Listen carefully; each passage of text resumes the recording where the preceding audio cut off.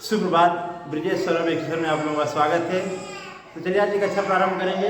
इससे पहले वाले युग में हम लोग उत्तर छायावाद और प्रगतिवाद की क्या विशेषताएं हैं उसके बारे में पढ़ चुके हैं। आज हम लोग प्रगतिवाद के बीच अध्ययन करेंगे। इसमें कौन प्रमुख कवि है, उनकी क्या रचनाएं हैं, उन किस उपनाम से जाना जाता है, इसके बारे में। चलिए तो कक्षा प्रारंभ करेंगे हम। देखिए इसके जो प्रमुख रचनाकार हैं इस युग में, उनमें प्रमुख स्थान है वैद्यनाथ मिश्र नागार्जुन जी का।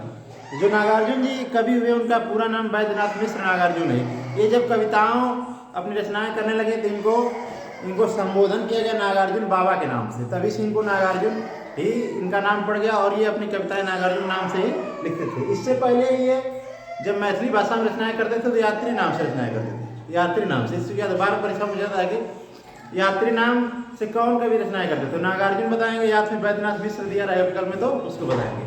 तो चलिए नागार्जुन जी के बारे में पढ़ लेते हैं।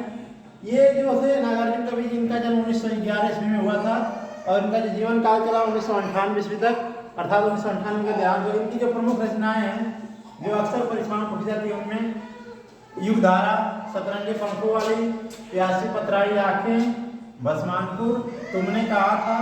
देखिए एक रचना है जो कहानी है, उसने कहा था, ये 12 परीक्षाओं में जो जिसके रचनाकार चंद्रधर शर्मा गुलेरी हैं। और एक नागार्जुन बाबा जो लिखी है रचना, उनमें है तुमने कहा था। ये रचनाएं 12 परीक्षाओं में लोग कंफ्यूज होते हैं कि उसने कहा था, तो चंद्रधर शर्मा गुलेरी की तुमने कहा थी रचना किसकी है। तो इसलिए हम इसको लिख दिए, कंफर्म कर लीजिए आप लोग। नागार्जुन कवि वैद्यनाथ मिश्र नागार्जुन जी, या फिर यात्री नाम से जो मैथिली में लिखते थे, ये रचनाकार है इसके तुमने कहा था। चलिए आगे बढ़ते हैं, हम देखते हैं इनके जो प्रसिद्ध काव्य हैं उनमें प्रेत का बयान, काली माई, ये जो प्रसिद्ध कविताएं इनमें प्रेत का बयान, काली माई ये आती है। चलिए और ये जो है जब ये अपनी रचनाएं कर रहे थे तो एक पत्रिका निकाले थे दीपक नाम की, उसके ये संपादक भी थे। और ये दीपक पत्रिका के संपादक वैद्यनाथ मिश्र नागार्जुन जी माने जाते हैं। परीक्षा में पूछ दिया जाए कि दीपक पत्रिका के संपादक कौन है, तो आप लोग पता रहेगा, बताएंगे नागार्जुन जी वैद्यनाथ मिश्र इन्हीं का नाम था। चलिए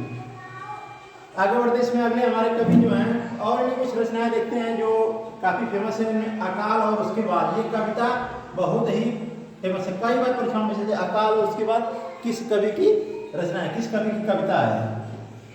आओ रानी हम ढोए पालकी, ये भी रचना कई बार परीक्षाओं में पूछा जाए। आओ रानी हम ढोए पालकी, सिंदूर इलांकित झील, ये रचना भी कई बार परीक्षाओं में पूछी जा चुकी है।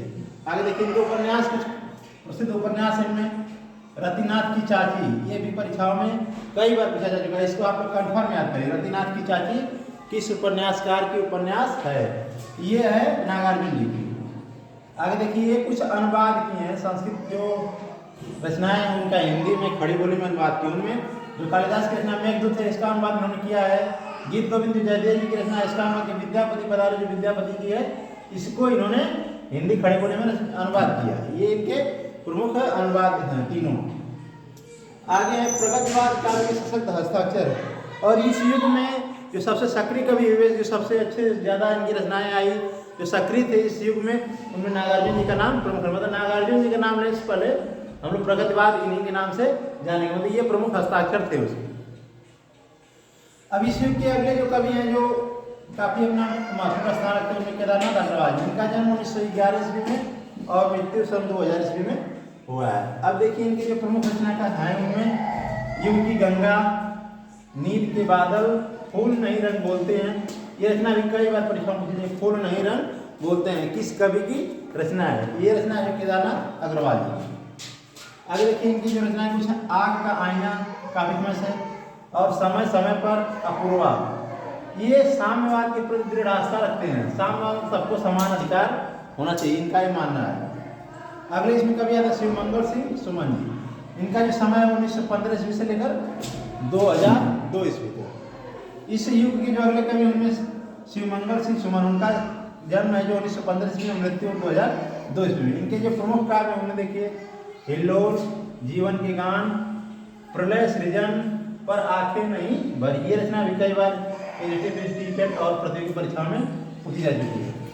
आगे बाड़ी का व्यथा, ये बाड़ी की व्यथा जो है शिवमंगल सिंह सुमन जी की प्रसिद्ध रचना है। आगे देखिए ये गांधी जी की अपेक्षा मार्क्स के समर्थक है। और श्रीमंगल जी सुमन जी हैं, ये गांधी जी से ज़्यादा प्रभावित न होकर मार्क्स का जो समर्थन किए हैं, मार्क्स के अनुयायी हैं। आगे देखिए इसमें अगले सबसे प्रमुख कवि हैं इस युग में, वो आते हैं त्रिलोचन जी। त्रिलोचन जी का जन्म 1917 ईस्वी में, मृत्यु 2007 ईस्वी में। और इनके जो प्रमुख रचनाएं उनमें देख लेते हैं। धरती बहुत ही प्रसिद्ध रचना है इनकी। मिट्टी की बारात, मैं उस जनपद का कवि हूँ, कई बार परीक्षा में मैं उस जनपद का कवि हूँ, किस कवि की रचना है? तो बताया कि त्रिलोचन जी की। और इनकी जो प्रमुख विशेषताएं हैं, इनकी कविताओं में धरती से जुड़ी जो है समस्याओं को निराकरण करने के लिए उनके दुख, उनकी वेदना को अपनी कविताओं में प्रस्तुत किया गया है। इनकी कविताओं में धरती की शोधी गंध, धरती से जुड़ी समस्याएं जो आम जनमानस की, उसको उठाने का काम इन्होंने किया है। ये धरती, इनकी रचना खुद एक धरती रचना है।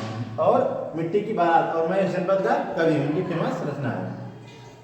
आगे देखिए रांगे राघव जी, इनका जन्म स्थान जो 1923 ईस्वी से 1962 ईस्वी, और 1923 जन्म हुआ, 1962 में इनकी मृत्यु। इनकी जो प्रमुख रचना है उनमें अजय खंडहर, मेधावी, पांचाली, राह के दीपक। और देखिए इनकी जो विशेषता है उनमें प्रकृति छवि का चित्रण है।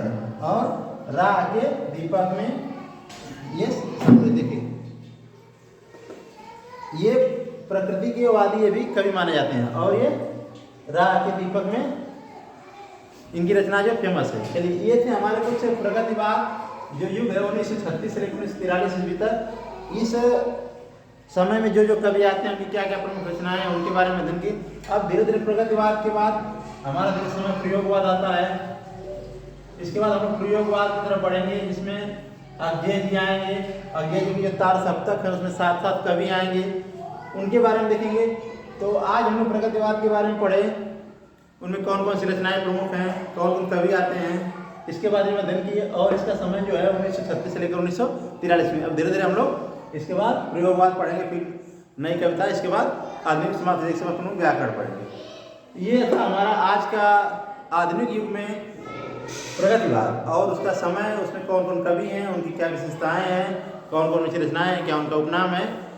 तो आप लोग अच्छे से इसको अध्ययन करिए, पूरा वीडियो देखिए। और जो भी हमारे साथी प्रतियोगी परीक्षाओं की तैयारी करें, टीजीटी, यूपी टेट, सीटेट आज की हिंदी विषय हेतु महत्वपूर्ण प्रश्नों के साथ, और ऐसे ही आगे विज्ञानवर्धक वीडियो के साथ हम आगे आते रहेंगे। आप लोग हमेशा जुड़े रहें हमसे। तो जो लोग नए साथी हैं, ब्रिजेश सर एजुकेशन को लाइक करें, सब्सक्राइब करें और अपने सभी और सहपाठियों को भी शेयर करें। धन्यवाद।